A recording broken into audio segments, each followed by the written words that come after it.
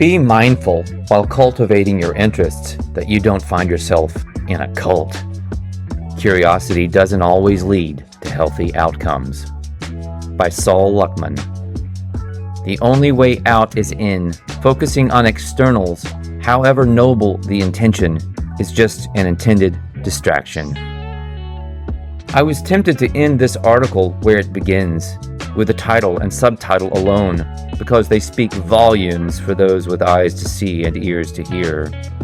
But since content is king, and I am, whether I like it or not, a content creator, I decided to unpack these concepts somewhat. I think it turned out pretty well. Let me know what you think in the comments. Also, please share any other cult-related issues you'd like me to address in future hypothetical videos in this series. Some context. For a bit of context, even though I've always had a fairly sensitive BS detector, I've nevertheless followed my own curious nose down several paths of knowledge, a problematic term at best, as explained in a moment, only to realize, inevitably too late, that I'd been lured into the vestibule of a massive cult edifice. My teenage stint as a Southern Baptist, not because I loved Jesus, but because the youth group and choir happened to be a blast, and my leftist indoctrination via prestigious liberal arts universities are two examples with which many probably can identify. There were literal impressive vestibules that ushered one into those beguiling environments. The biographical details aren't important, but the underlying lesson is of great value to any who would truly break free of the control matrix that, like the air we breathe, or don't if you ask Morpheus, is all around us. In this thoroughly mind-manipulated world, in this realm literally produced by thought installations that create reality tunnels, a sad but true term, your own interests can and will be used against you. Is education a solution or a problem? If the foregoing sounds like a warning not to over-educate yourself on any particular topic, perhaps it is somewhat. Aside from the myopia and navel-gazing induced by today's compartmentalization in education, followed by soul-suckingly unidimensional career paths, too much focus on a topic or area of expertise can lead you, whistling all the while, straight down the garden path into a cult. If you've yet to check out my recent video on this subject, I invite you to do so. I wish to emphasize that cults don't have to identify themselves as such. In fact, based on outward appearances, most cults don't act the part at all. And these, I'm sorry to say, are the most diabolically insidious ones. At the level of the inhuman or inhumane intelligence scripting so-called collective reality, the disguise is absolutely intentional. It's part of the honey trap, and you're the target. You start, for example, with curiosity, a simple, childlike wish to know more about something, anything. You go deeper and deeper, and meet others with similar mindsets, and before you know it, you're identifying as part of a privileged group and engaging in what should properly be called groupthink. Leaders and followers. There may or may not be an identifiable leader in such a scenario.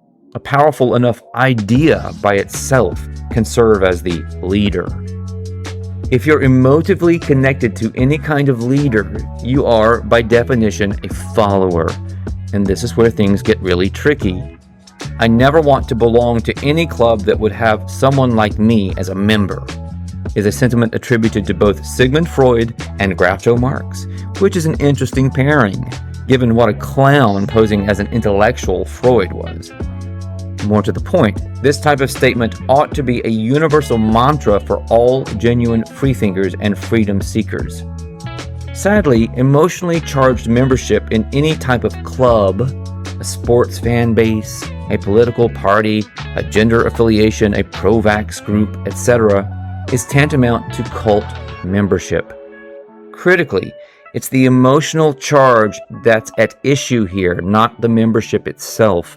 You can get away with looking into anything until you can't, and therein lies the rub.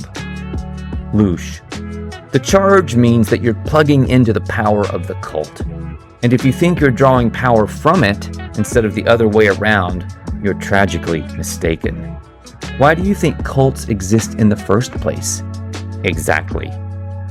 They're there to harvest your loosh for purposes that do anything but serve your own or humanity's interests.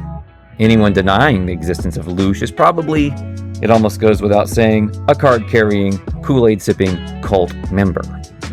Unfortunately, some of the biggest cults today are no longer even part of the mainstream, which gives them a certain amount of camouflage that makes it difficult for those wising up to the reality game to identify them.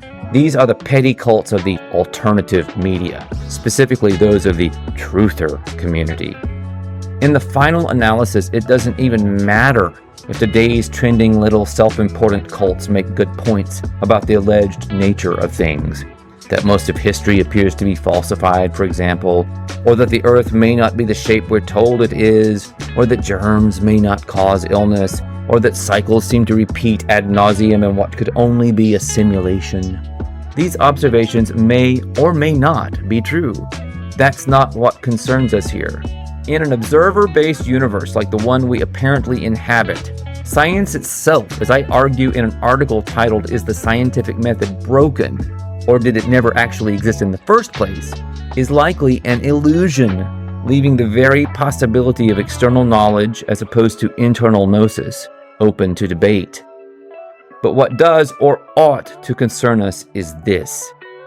If you find yourself no longer a relatively objective researcher, but suddenly part of a group of emotionally charged people defending a certain worldview while denouncing anyone who disagrees out of hand, you, my friend, have landed in a cult. Run for the hills. Run for your life.